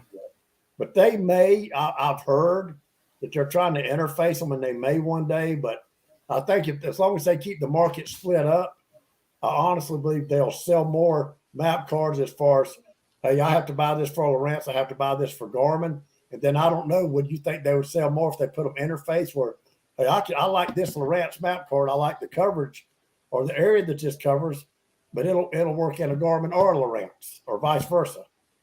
And I think there might be a card or two now that does that. I don't know. I heard they were talking about it year before last when Garmin bought. Garmin bought Navionics. The mapping software. So I don't know if they're going. If they bought Navionics, why aren't they using Navionics? They are now. Some of their new maps are Navionics, okay. But they don't have it where if you buy a Navionics map, let's see, like this. Let's see, I got one right here. Hold on a minute. I just ordered this again. I don't know if y'all can see this here or not. What you got there, buddy? U.S. Lake Ultra East. Okay. Yeah. Mm-hmm. 11,500 lakes. All of those lakes. What I do like about Garmin versus Navionics, all of those lakes are in HD. Every one of them. If it's not an HD lake, they won't map it. I don't know why. That's the only good thing I like about Garmin. That card was $250. Wow. But it covers the East and everything. I don't think you got that same card, Perry. Mm-hmm. And what I like about this one, it's got the relief shading. So like when I'm on my fishing, so you got navigation with Garmin, then you've got fishing navigation. So when I'm on a lake, when I go to fishing, I've got lake level offset, but I've also got shading. So I've got my shading where in red, anything 0 to 5 foot. In yellow, anything from 5 foot to 25 foot. In green, anything from 25 foot to 50 foot. Mm-hmm. So I can run my boat. I've got it measured out, my draft. Anywhere that I'm not in the red, I can run my boat safely. But there again, if a lake's down, you have to actually go in. Like say, for instance, if you look at Hartwell and say it's 4 foot below full pool, mm-hmm. Their lake leveling does everything at full pool, so you'd have to offset 4 foot. And then it's got an option called go to or navigate to. So say I'm down here in Hall Creek and I want to go up over to Fishing Creek and go to a certain point. And when I touch that button, I can hit navigate to and then hit go to. It's going to take me the safest and quickest route that my boat can go. Yeah, like if I were to do that on my graph, it would just give me a straight line. Yeah. It doesn't give you a straight line, does it? It actually gives you like it'll give you the route you need to follow to get you to that point safely. Yeah, I like that. So I mean, Garmin's got its, the mapping and everything. I like Garmin, but I'm just far as like the way the layout and the way the maps look. I'm still kind of partial to Navionics. Navionics is hard to beat, and I love the Navionics app. I like it a whole lot better than I do the Active Captain app. What's up, Matthew Miles? Matthew Miles up in the house. What's up, brother? Honky, the creator of Honky Apparel. Ain't that racist? Change. That is not racist. That is classist. That is classist. Oh, okay. That's just another name like cracker, redneck, hillbilly, hick. That's just another name given to poor white people by rich white people. Now, classism and racism do overlap sometimes. Yeah. But this is nothing but classism, and it carries absolutely nothing. Like if I call you a honky, it ain't gonna do nothing to you. I mean, we're not gonna get bothered by being called a honky.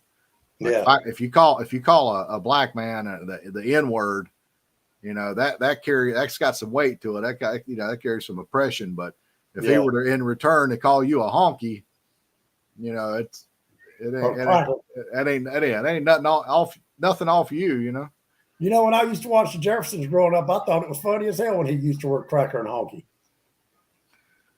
Yeah. I think it's cool. It's cool. Now Matthew Miles, he's the one that had catfish, right? He is, yeah. Well, I still see a lot of people wearing those hats. I mean, it's still a very prominent brand in the industry. It's, I remember when Matthew, he would bring a trailer of catfish gear to like the KOJ, the King of the James, and sell out. He'd go to the catfish conference and sell out. I mean, hey, it's it's cool. I mean, he brought a brand kind of like I joke about other rod companies like Mad Cats and Slime Cat and all these other rods. They're kind of like white trash compared to Big Cat Fever. Big Cat Fever is like the classy dog on the street, and that's the way Catfish is with all the other apparel. Big Catch the Fever is like the classy Alibaba. Well, however you want to look at it, Alibaba's nothing more than a strip mall. I mean, it's like it's just a strip mall. Then that's They're their all brand. Alibaba. They all come from China. May not have come from Alibaba, but they come from somebody that looking like they just right here and they say, "Give me my $20." That's where they all come from. Yeah, they definitely come from China. Yeah, but it's their brand. Here you go, Jay. Hey, Joe. Their brand is what it's You like get- Nike. It's like 40 Nike's. You get 40 rods for $100. You get 200 rods for $300. It's You like send money Nike's down. I put on ship. We ship to USA. New Balance, Vans, all the different shoe brands. As far as the quality goes, like the materials and everything that they use, a lot of that stuff is the same. They're all on par. It's the brand. The brand's what you're buying. You either like made out. Ugly Stick's made in China, most definitely.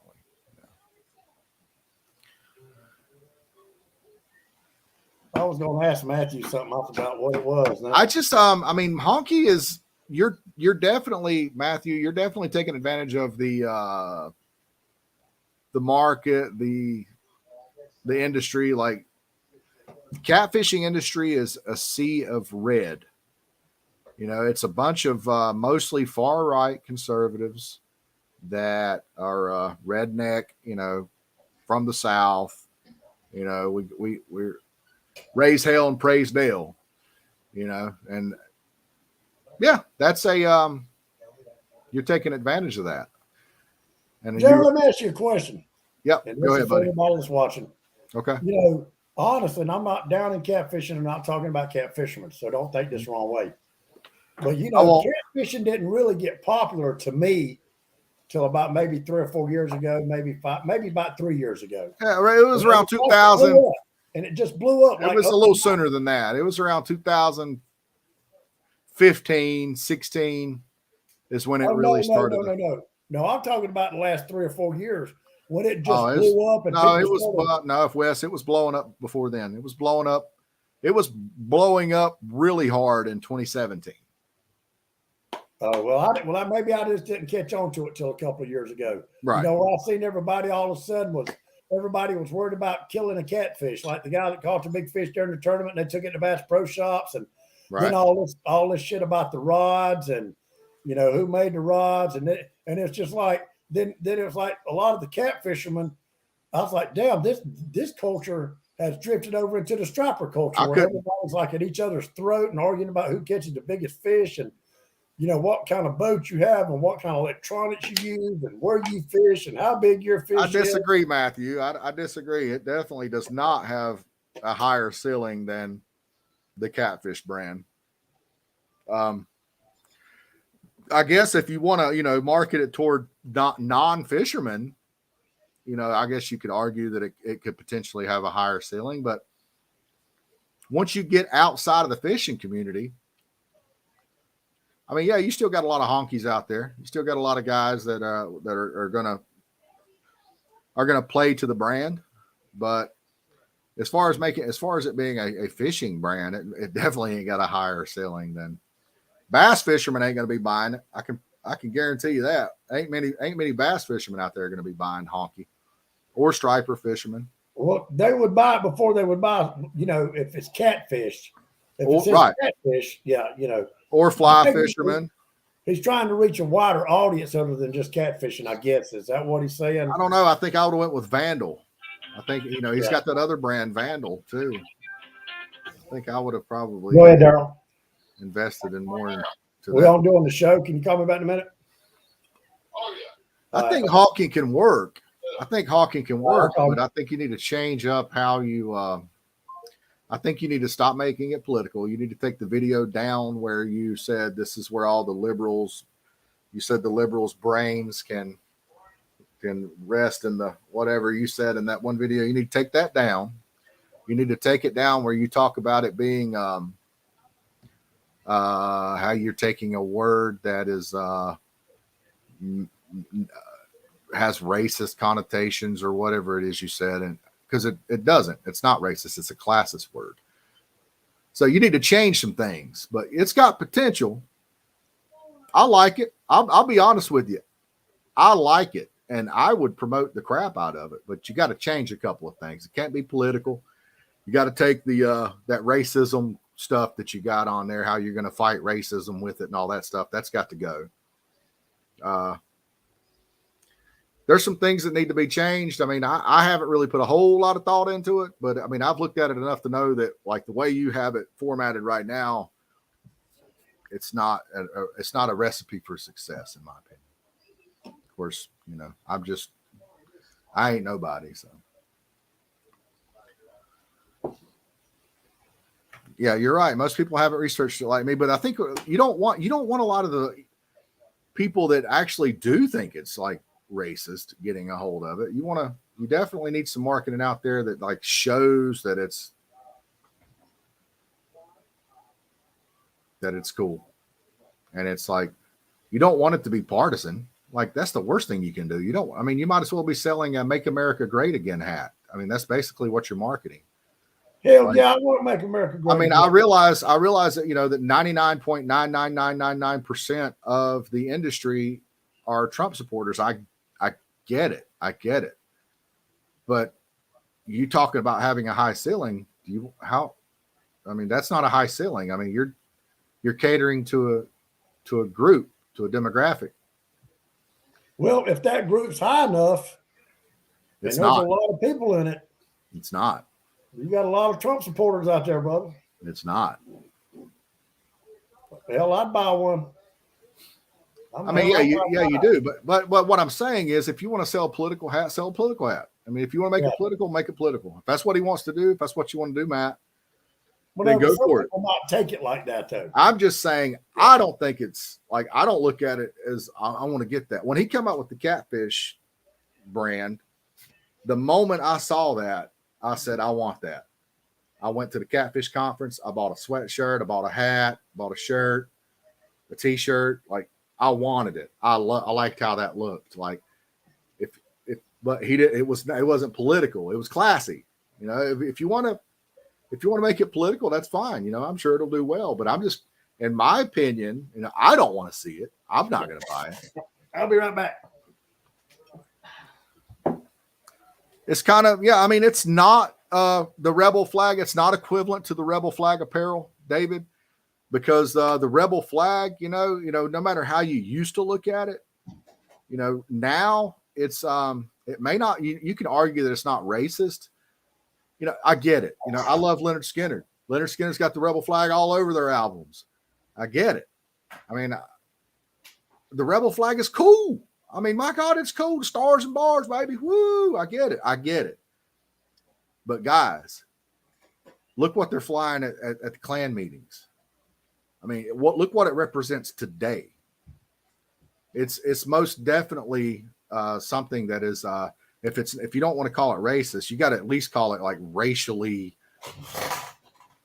inflammatory, you know, or whatever. It's definitely got racial relationships to it. So I stay away from that. You got to stay away from that when you're trying to promote a brand, you're trying to start a brand. You want to stay away from the rebel flag. You want to stay away from politics. You know, if anything, you know, be bipartisan or basically non-party. You want to be non-partisan, in my opinion, if you're trying to start a new brand. If you want some longevity, you don't want people looking at it. You don't want people going, you know, ooh, you know, because we want black people to get in our sport. There aren't any black people in our sport. I mean, you look at your timelines, Wes, Scott, David Mercer, Scott, Matthew Miles. Look at your timeline and see how many black people you got on. Hold on a minute now. We got Laricki Hartness. Yeah, I'm not saying we don't have any black people. I realize we have black people. I'm friends with a handful of black fishermen on my Facebook, but I got like 3,000 friends, and I could probably count on one hand how many avid like fishermen like that fish like we do. I could probably count them on one hand, and those guys aren't going to want, your product that's like dogging out like liberals. I mean, what if they got some liberal views? Everybody's not going to be, hard right on the political spectrum. You're going to have some everybody guys can't be perfect. I mean, that's just a given. Yeah. Everybody's not going to be for QAnon, and everybody's not going to be all about Hunter Biden's laptop and Benghazi and. Oh, hey, I watched a documentary. Yeah, I'm all about some Benghazi. Fuck Hillary Clinton. She needs to be fucked in the asshole with a goddamn sledgehammer for leaving them people over there to die like that. Fuck her and fuck her sorry ass husband Bill too. I hope they both die and burn in the goddamn hardest pot of hell for 3,000 fucking years, and I'll leave that alone. So if the Black Panthers flies a clown flag, is a clown racist? I'm not sure where you're going with that, Scott. I mean, the Black Panthers, you had a lot of police brutality in the 60s. Black men were getting pulled over and beat to death and shot and discriminated against. So the Black Panther Party formed, and they started like actually watching when someone would get pulled over, a black man would get pulled over, they would witness it to make sure there was no, discrimination, and no, make sure they wasn't going to get killed. And they did it with guns. They practiced their Second Amendment right. It's funny how the only time any president has ever like came down on like really, really restricted gun laws is when the Black Panther Party came about. Well, Forrest Gump accidentally broke up one of the Black Panthers parties, and he apologized. Do you remember? He said, "I'm sorry for messing up." He did. I mean, if you don't know anything about the Black Panthers, do some research on Huey Newton and Fred Hampton. And I mean, the Black Panther Party, they did a lot of good. They weren't terrorists. Like, what is the leader of the FBI? What was his name? Anyways, yeah, they weren't terrorists. They actually put out a hit on them. They executed them. That wasn't cool. That was a black eye for American history. But all I'm saying is if you're going to start a product, don't racialize it. Don't racialize it. That's like the worst thing you could possibly do. What we're saying, the word honky, maybe that's just saying that we're proud to be white and we think it's cool. So we got a hat that says, "Hey, I'm a honky." What about just being proud to be American? Well, the black people out say they're proud to be black. Well, they've been oppressed. We haven't. Shit, white people haven't been oppressed. White people were some of the first oppressed people in time. Oh, white I know. People were Europe, some of the first slaves in time, JR. Globally, yes. But we're talking about America here. And 100 years ago, you could string a black man up in a tree and not even get in trouble for it. But 60, 70 years ago, with Jim Crow laws, you got redlining, systemic racism is just the products. I mean, you look at neighborhoods today, the segregation in neighborhoods today is a direct result of redlining. So, I mean, we can't just like forget it happened. Yes, we didn't own any slaves and our parents didn't own any slaves. I get that. And reparations and all that, that's a whole nother topic. But as far as racial, come up to my truck telling me I owe him some reparations. I don't give a fuck if he's black, green, yellow, or blue. I'll reparate your ass. You don't know about there's reparations could be a lot of different things. Like black colleges, that's like a form of reparations. But the thing is, racializing any product in the fishing industry is a mistake, in my opinion. Well, and there again, everybody's got their own views. But me personally, here's the way I look at it. I've got a lot of black friends. I got black friends that I love, and I'll do anything before I would my white friends, And like D.L. Hughley said, if you can count, if you know how many black friends you got, you're probably racist. I don't know how many black friends I've got. I've got a lot of black customers. Well, we could go on and on about racism. I go by the way people treat me. Biases. I'm not gonna disgrace or put down a black man by thinking I'm better than him because I'm white. I say, hey, well, I owe you this because I'm white, or I've worked for every goddamn thing I've ever had. Words like hick, I don't owe honky, nobody nothing. honky cracker, redneck, all these words were made, the rednecks, where redneck come from. It was got, people that worked in the fields that they didn't want to wear the hats that covered their neck because that's what slaves wore. And they didn't want to be associated with black slaves. So they wore the hats to cover. They didn't wear the hats to cover their neck to keep them from getting sunburned. So rich people would they called them rednecks to disparage them. It was a word to disparage poor white people. And I'm a poor white guy. And as far as like words like honky and hick and all that hillbilly, all those words to disparage us, why would I want to be called that? I mean, why would you want to think that's cool? It's almost like the only people that would think that's cool is dumb, poor white people and rich white people. That's like the only people that would think that would be cool. That's cool. Yeah, I'm a honky. Whoo, I'm a redneck till I die. Woo. I mean, I get it. I really do. I really do get it. I mean, but personally, it don't bother me. I'm a white man. That's fine. But don't racialize it. Make sure that you keep it in as a classist, because it's class. It's you got, when it comes to class, you got poor people, you got middle class, and you got rich people. So, keep it classism. Don't make it about racism, which is, I think, is what Matt kind of did. The left, and I'm not talking about just necessarily Democrats, the way left, they've made everything in the last year and a half racial. Everything. That's all I hear on Facebook. That's all I see on Twitter. That's all I see on TV. That's all I see on everything's got something to do with race, and the white people's wrong. And a middle-aged white man in America right now, we're racist. We're all racist, and we all ain't worth a shit. And honestly, I just get sick and fucking tired of that shit, to be honest with you. I think that all of them. The word racist, it carries a lot of emotion. Nobody wants to be called a racist. It automatically triggers you, and all it is bias. That's all it is. And I think the world will be a better place when guys like you and I and our peers can admit that we have bias. If we can just admit that we have bias, the world will be a better place, because we all got bias. Okay, let me ask you a question. How would I be biased? I've got a black man that works for me, one of my subs, great guy.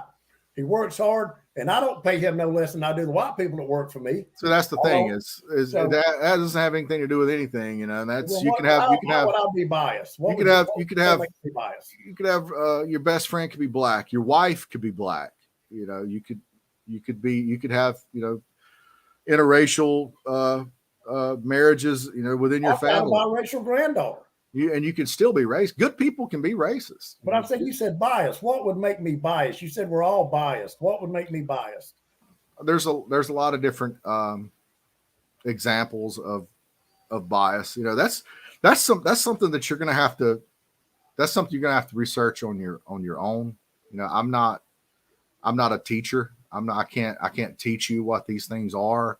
It's almost like when somebody is trying to dispute God to you, and you're trying to prove to them that there's a God.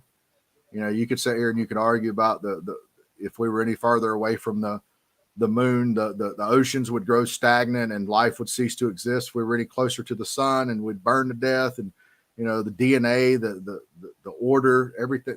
How you wouldn't pick a cell phone up on the sidewalk and assume that it just created itself. I mean, you could go through all these arguments to try to prove God, but at the end of the day, it's a switch that's going to have to be flipped in your own mind. It's something that you're going to have to.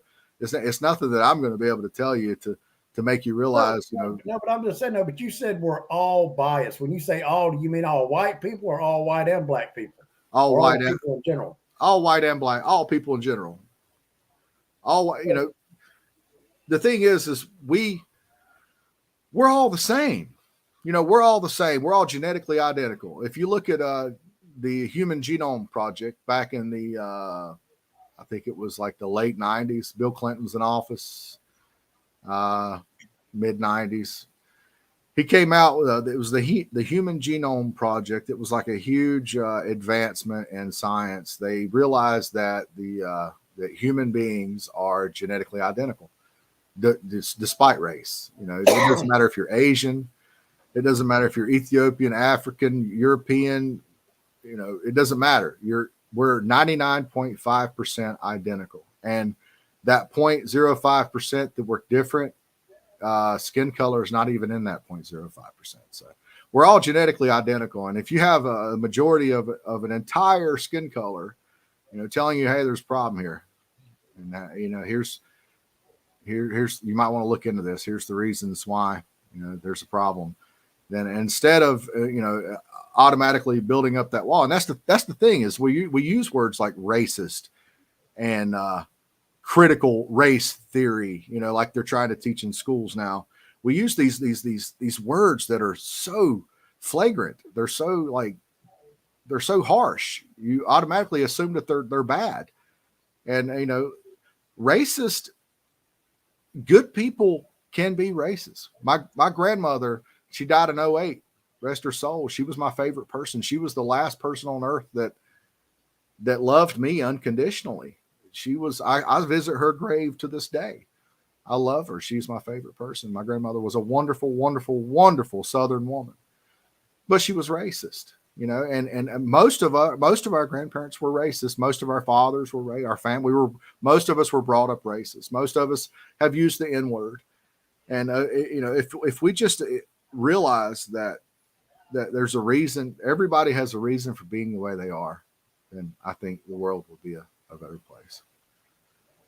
Well, you know, there again, I know everybody's different, but you know, I was watching a little podcast today, and this guy was talking about the Will Smith, the Chris Rock thing, you know, and he said, and there again, he said, I'm just so tired. He said, it just hurts me that my people keep acting like this for all the white people to make fun of.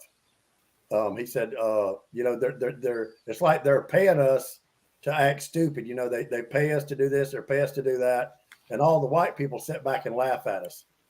Well, hell, what does he mean? It's always like the white people's doing something wrong all the time, no matter what we do.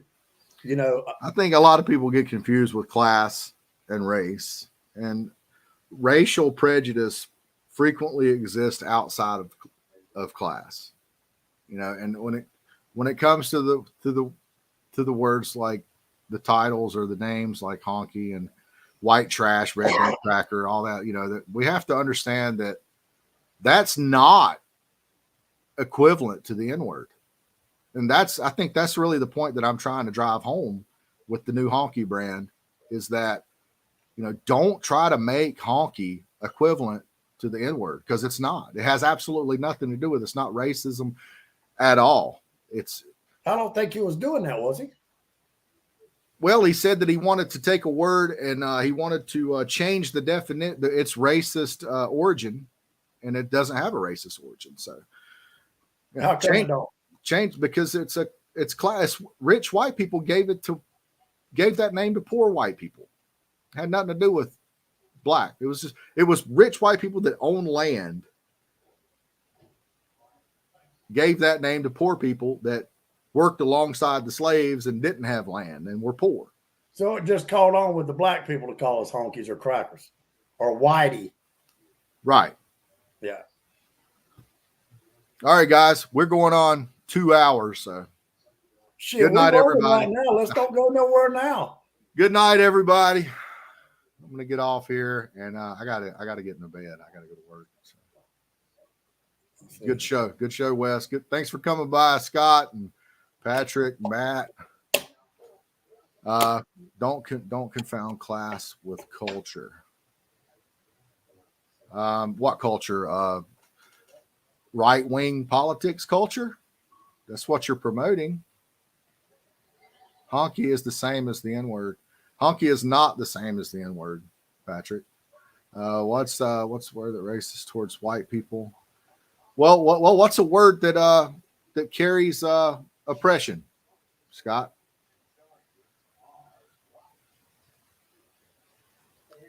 Good night, guys. We'll revisit this. Got to go. All right. We'll see y'all later. Good night.